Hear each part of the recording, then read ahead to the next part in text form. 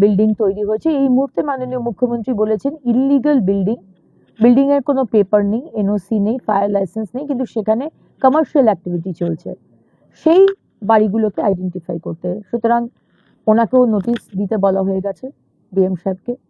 রাস্তার দুপাশে পার্কিং করা যাবে না, এক পাশে পার্কিং হবে, মানুষকে কোনোভাবে অসুবিধা হতে দেব না। সুতরাং পার্কিং বন্ধ করুন।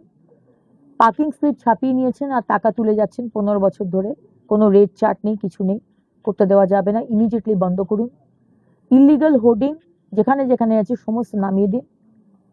এবং বাজারের মধ্যে মিস্টার জিতেন্দ্র তিওয়ারি বলেছেন উনি যখন মেয়র ছিলেন তখন একটি পার্কিং এর জন্য বাড়ি করা হয়েছিল, একটি বিল্ডিং করা হয়েছিল, সেটাকে সম্পূর্ণ চেঞ্জ করে সেটাকে করা হয়ে গেছে একটা কমার্শিয়াল কমপ্লেক্স, যেটা আবার আপাতত কাজ বন্ধ করা রয়েছে।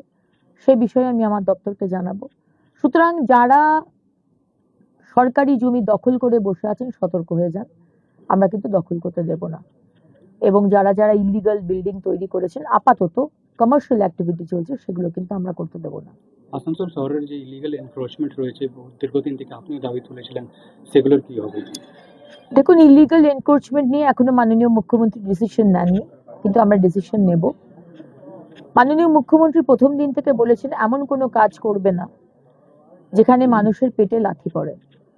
সুতরাং একটা বিরাট কাজ করছি এরকম দেখিয়ে ইলিগাল এনক্রোচমেন্ট বন্ধ করে দিলাম, কিন্তু তাদেরকে আমাকে কোথাও রিলোকেট করতে হবে, সেটা দেখে তারপরে আমরা এখানে আনবো। এখন এই বিষয়ে আমরা কোনো কিছু ডিসিশন নিই। শহরের বুকে একটাই রেলের পার্ক রয়েছে, শিশু উদ্যান,